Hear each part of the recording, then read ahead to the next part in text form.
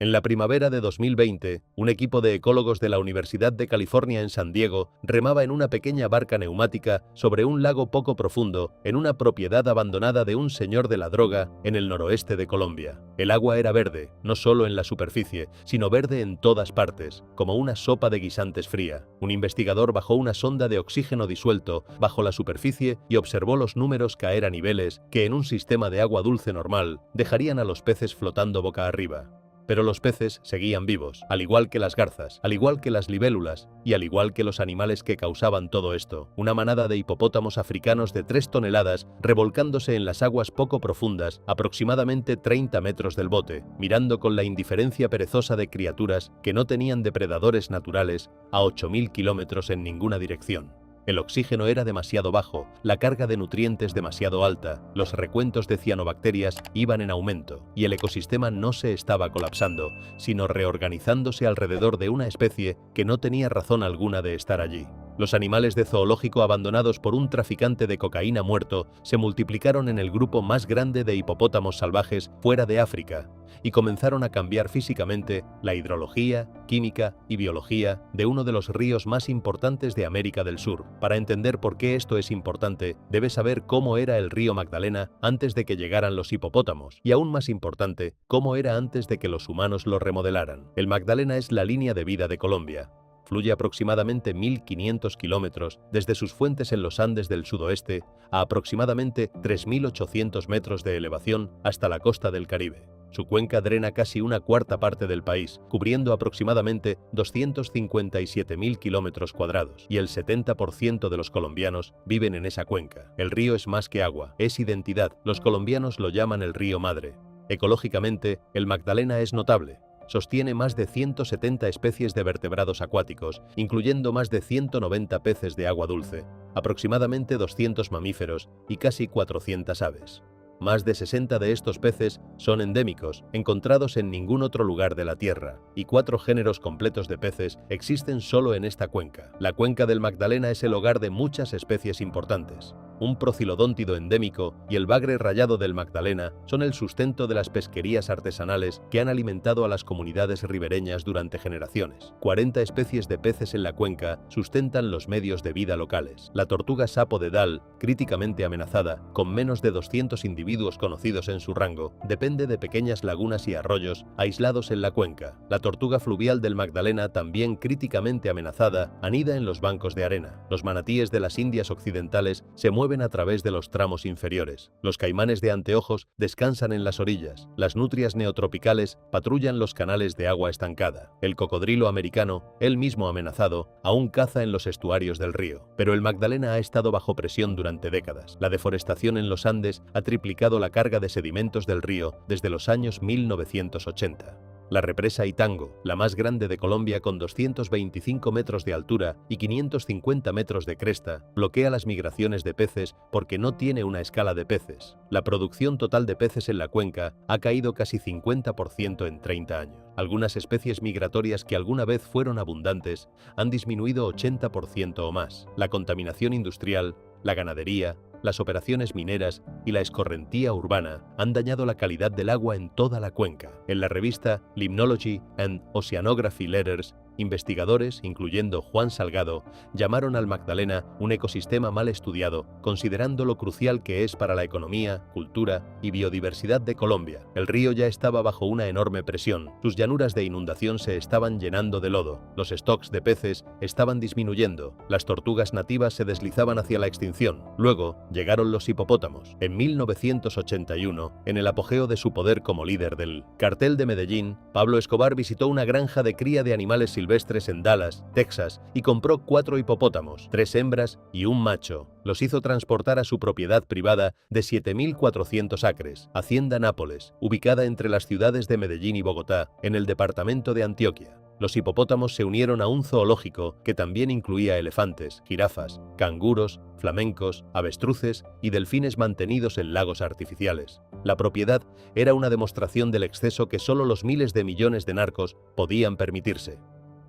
Después de que la policía colombiana disparó a Escobar muerto en un techo en Medellín, el 2 de diciembre de 1993, el gobierno asumió la propiedad y trasladó la mayoría de los animales a zoológicos. Pero los hipopótamos eran demasiado grandes, demasiado agresivos y demasiado peligrosos para reubicarse. Pesaban varias toneladas cada uno.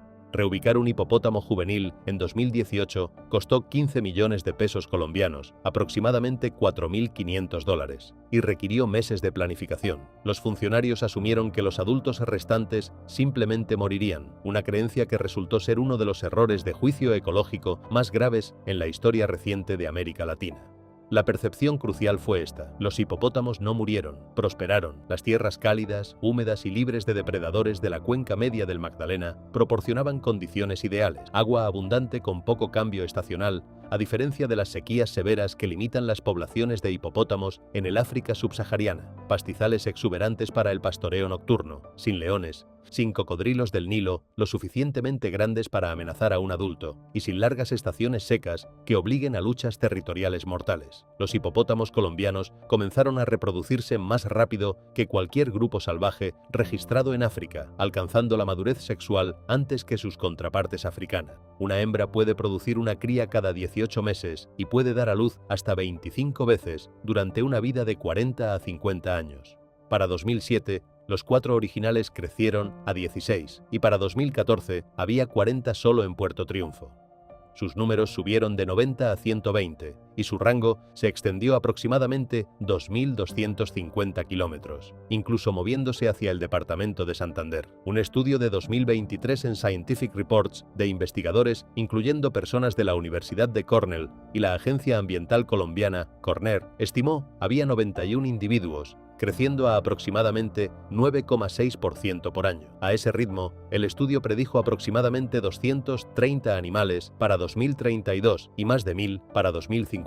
Los modelos sugirieron que la población podría expandirse a varios miles en algunas décadas si no se hacía nada.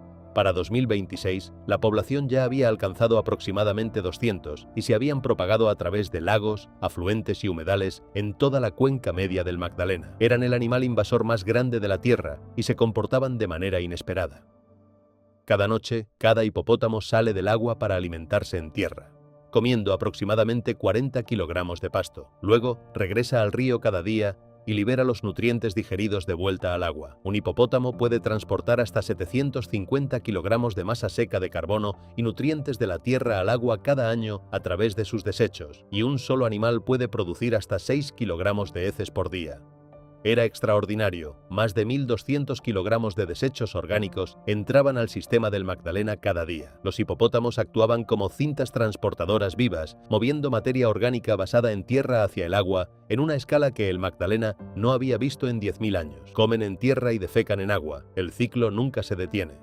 Jonathan Shurin, un ecólogo en la Universidad de California en San Diego, pasó 2 años estudiando esto directamente. En 2017 y 2018, Shurin y 7 colegas recolectaron muestras de agua de 14 pequeños lagos dentro y alrededor de la antigua propiedad Hacienda Nápoles. Algunos lagos tenían hipopótamos, uno contenía 20 a 30 de ellos, mientras que otros no tenían ninguno. Tomaron muestras desde la orilla porque los hipopótamos hacían que el muestreo desde el bote fuera demasiado peligroso. Las diferencias entre los dos tipos de lagos eran claras y significativas. Los lagos con P-SNO 200 hipopótamos mostraban niveles mucho más altos de carbono terrestre en la columna de agua. El análisis de isótopos estables confirmó que este carbono provenía de la tierra y era transportado al agua por los animales. Los ciclos diarios de oxígeno disuelto mostraron que la presencia de los hipopótamos estaba aumentando el metabolismo general del ecosistema, las algas vinculadas al enriquecimiento de nutrientes. Shurin reportó que los niveles de oxígeno cayeron a donde los peces probablemente comenzarían a morir. Dijo que los cambios eran medibles, pero aún no dramáticos. Los resultados publicados en la revista Ecology en 2020 fueron la primera evidencia real de que los hipopótamos estaban repitiendo su papel como ingenieros de ecosistemas en un continente completamente diferente. El agua estaba cambiando, las comunidades vivas estaban cambiando, y el río mismo estaba cambiando, pero la química solo contaba parte de la historia. Los científicos esperaban efectos pequeños y localizados. Lo que descubrieron fue mucho más grande. Cuando un animal de 3 toneladas se mueve a través de plantas acuáticas densas, hace más que simplemente descansar, corta caminos. Esos caminos se convierten en canales que vinculan lagos aislados al río principal. Los hipopótamos estaban raspando y presionando los fondos de las piscinas, haciéndolas más profundas y ayudándolas a retener agua más tiempo durante las épocas secas. Estaban remodelando físicamente las ciénagas, las lagunas de llanura de inundación, que son viveros vitales para docenas de especies de peces, se ven afectadas. Este tipo de remodelación del paisaje impulsada por hipopótamos está bien documentado. En el delta del Okavango en Botsuana, los senderos de hipopótamos crean conexiones de agua que ayudan a peces, anfibios y aves acuáticas. En la cuenca del Magdalena un proceso similar estaba comenzando a ocurrir. No fue por casualidad. Fue biología funcionando de la misma manera que siempre ha funcionado, sin importar el continente. La cuenca ha perdido grandes partes de su conectividad de llanura de inundación, porque el sedimento transportado después de la deforestación y el desarrollo las ha llenado. Los humanos estaban llenando las zonas de humedales, de las cuales peces, tortugas y manatíes dependen. Luego llegó un comedor de plantas gigantes, introducido sin invitación, y comenzó a hacer un trabajo que el sistema del río había perdido. Al principio, nadie vinculaba los cambios a los hipopótamos, pero la evidencia continuaba acumulándose. Los hipopótamos no estaban devolviendo el sistema a cómo se veía hace 100 años, lo estaban devolviendo a un estado de hace aproximadamente 10.000 años. Aquí, la historia se dobla sobre sí misma. Hasta el final del Pleistoceno, hace aproximadamente 11.000 años, América del Sur fue hogar de una variedad deslumbrante de comedores de plantas gigantes. Toxodon, un animal en forma de barril del tamaño de un rinoceronte, pastaba en los mismos pastizales y se sumergía en los mismos cursos de agua que los hipopótamos ahora usan en la cuenca del Magdalena. Hemionus paradoxus, una especie de llama gigante, vagaba por lo que hoy es Colombia. Trigonolophus lopesei, una criatura semiacuática grande, vivía en sistemas fluviales ecológicamente similares al Magdalena Medio. Muchos de estos animales desaparecieron, muy probablemente desplazados, cuando cazadores humanos se movieron hacia el sur a través de las Américas. Durante 10.000 años los roles que estos animales jugaban, reciclar nutrientes, formar canales y pastar, permanecieron vacíos. Ninguna especie nativa llenó estos empleos. En 2020, Erik Lundgren, entonces investigador de doctorado en la Universidad de Tecnología de Sydney, publicó un estudio importante en los Proceedings de la National Academy of Sciences. Su equipo comparó características ecológicas de herbívoros introducidos en todo el mundo con las de la megafauna extinta del Pleistoceno: tamaño corporal, dieta, tipo de fermentación en el intestino y preferencia de hábitat. Los resultados fueron sorprendentes. 64% de los herbívoros introducidos eran funcionalmente más similares a especies extintas que a cualquier especie nativa viva en sus nuevos rangos. Los hipopótamos colombianos compartían muchas características ecológicas con Toxodon y Trigonolophus lopesei. Usaban hábitats similares, comían alimentos similares y movían nutrientes entre tierra y agua de maneras similares. Lundgren llamó a este proceso la restauración de funciones ecológicas del Pleistoceno tardío por herbívoros introducidos. En todo el mundo, los datos no se ajustaban a modelos que trataban cada especie no nativa como meramente perjudicial. El ecosistema se estaba reconstruyendo, no como los ingenieros reconstruyen las cosas, sino de la manera lenta, entonces, repentina, que la naturaleza lo hace. Hay un detalle raramente mencionado en conversaciones de conservación, y esto impide que sea una simple historia de victoria. Los hipopótamos son genuinamente peligrosos. El cuadro ecológico no es tan limpio como lo sugeriría una historia de rescate exitoso. La acumulación de nutrientes que Shurin registró tiene dos lados. Los florecimientos de cianobacterias pueden envenenar el agua potable, causar muertes masivas de peces y amenazar la salud de las comunidades ribereñas. Los canales que los hipopótamos crean a través de la vegetación pueden dañar los mismos lagos vivero, de los cuales los peces nativos dependen como refugio de depredadores. Conectar lagos aislados al río principal demasiado pronto expone a los peces jóvenes a depredadores más grandes antes de que estén listos. La tortuga sapo de Dall, críticamente amenazada, y la tortuga fluvial del Magdalena, ambas dependen de pequeños hábitats de humedales intactos que los hipopótamos destruyen al revolcarse. El costo humano es real e inmediato. El pescador Willington Sánchez, quien trabaja en el Magdalena cerca de Puerto Triunfo, describió los hipopótamos como una pesadilla. Recordó un día cuando un hipopótamo cargó su bote, se levantó y abrió sus mandíbulas lo suficiente como para aplastar a una persona. En África, los hipopótamos matan aproximadamente 500 personas por año. En Colombia, los ataques a personas y embarcaciones aumentan a medida que se propaga la población. El pescador Álvaro Molina, quien vive a lo largo del río, dijo que los hipopótamos han arruinado la industria pesquera local porque tanta gente ha renunciado por miedo. No los observa con asombro, los observa como algo que podría matarlo. Esterilizar un hipopótamo requiere un equipo de 8 personas. Toma 6 a 8 horas, cuesta aproximadamente $10.000 y necesita equipo pesado. pesado, incluyendo una grúa. La veterinaria Cristina Burago, quien ha realizado esterilizaciones de hipopótamos para Cornare, describió el trabajo como sucio, fangoso y empapado de sudor, y lo llamó impracticable como solución. Durante varios años el esfuerzo costó más de $100.000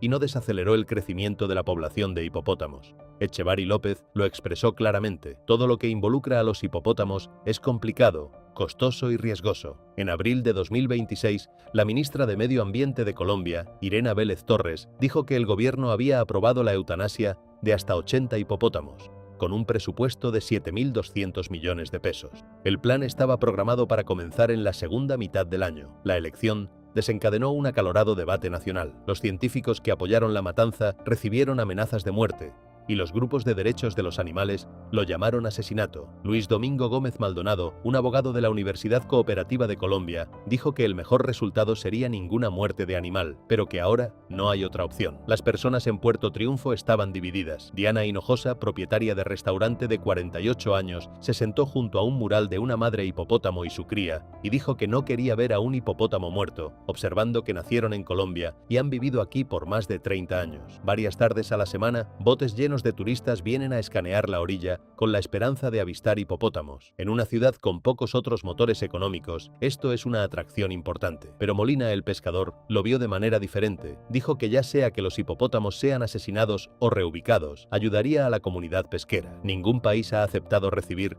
ni un solo hipopótamo para reubicación. Los anfitriones potenciales fueron desalentados por el costo enorme y las prohibiciones legales sobre la importación de especies invasoras.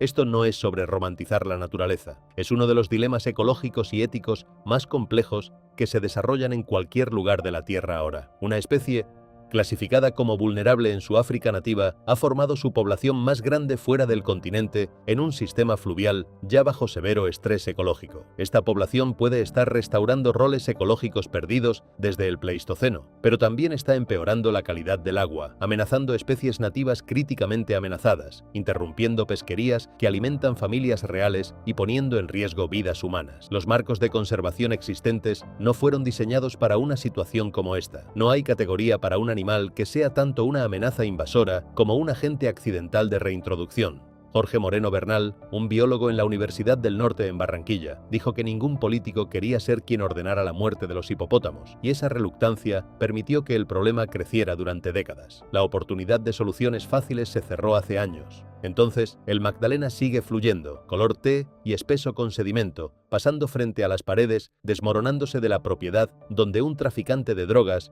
una vez guardaba sus trofeos. Los hipopótamos permanecen. Al atardecer, emergen, solo sus orejas y narinas rompiendo el agua verde, luego vienen a tierra para alimentarse. Al amanecer, están de vuelta, transportando nutrientes de la tierra en sus intestinos hacia el río, tal como Toxodon lo hizo durante millones de años, hasta que una lanza de cazador detuvo el ciclo. Ese ciclo ha comenzado nuevamente, no por un plan o política, sino por la negligencia de un hombre muerto y la persistencia obstinada de un animal que simplemente no dejaría de hacer lo que siempre ha hecho.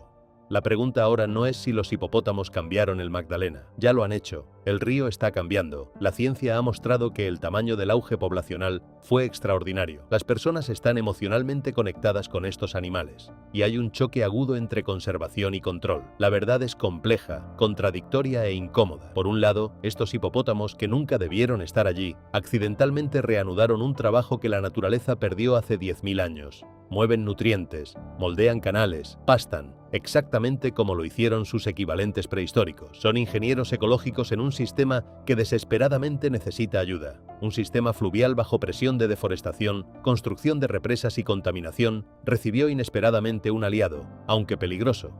Por otro lado, estos hipopótamos matan personas, destruyen pesquerías, amenazan especies nativas que ya están al borde de la extinción, envenenan el agua potable, son una invasión, una bomba ecológica detonada por un traficante de drogas hace más de 40 años. Y ya no hay buena solución. La reubicación es imposible, ningún país los acepta. La esterilización es cara e ineficaz. La matanza es éticamente controvertida. No hacer nada significa ignorar una población creciente que causa daños. Este es el dilema de nuestro tiempo. Un animal vulnerable en África prospera en Colombia. Un animal invasor también juega el papel de un agente de restauración. Un animal que mata personas también salva un ecosistema. La ciencia puede decirnos qué está sucediendo, pero no puede decirnos qué es correcto. La ecología y la ética están enredadas en un conflicto que nunca antes existió. Un político no quiere ser quien dé la orden. Un pescador quiere poder trabajar con seguridad nuevamente. Un científico ve funciones ecológicas siendo restauradas. Un conservacionista se preocupa por peces endémicos. Un turista quiere ver un hipopótamo. Un ambientalista quiere proteger el ecosistema. Todos tienen razón. Todos están equivocados. No hay respuesta que satisfaga a todos. El Magdalena sigue fluyendo, color té y espeso con sedimento. Los hipopótamos comen de noche y defecan durante el día. El ciclo continúa. Los nutrientes se mueven, los peces responden, las plantas acuáticas crecen, la ecología cambia, y nadie sabe realmente a dónde llevará esto. ¿Se estabilizará el sistema en un nuevo equilibrio? ¿Se extinguirán las tortugas críticamente amenazadas mientras los hipopótamos prosperan? ¿Aprenderán las personas y los hipopótamos a coexistir? ¿Serán todos asesinados? ¿No se hará nada y la población crecerá a miles? La única certeza es que el Magdalena está cambiando. Un traficante de drogas, muerto, 4 hipopótamos, 40 años de transformación, 200 animales, un río que ya no es lo que era, pero tampoco es lo que podría haber sido, una historia que no tiene solución, solo consecuencias, un acertijo ecológico que evoluciona diariamente. Esta no es la historia de un rescate de la naturaleza, esta no es la historia de una catástrofe de invasión, esta es la historia de un mundo que se ha vuelto tan complejo que las categorías antiguas ya no funcionan. Un hipopótamo es solución y problema al mismo tiempo. La naturaleza es resiliente y frágil, y el futuro del Magdalena depende de decisiones que nadie realmente quiere tomar. Los hipopótamos cambiaron el río. Esa es la verdad simple. Cómo lo cambiaron es extraordinario. ¿Por qué importa es urgente? ¿Qué hacer al respecto es imposible? La respuesta no es simple y puede que nunca llegue. Todo lo que sabemos es que el Magdalena sigue fluyendo y los hipopótamos siguen viviendo, y el mundo sigue girando, y nadie está seguro de qué hacer. Ese es el estado de la conservación moderna. No hay villanos claros, no hay héroes claros, solo consecuencias y decisiones difíciles. Eso es todo lo que podemos decir con certeza. El río ha cambiado y cambiará aún más.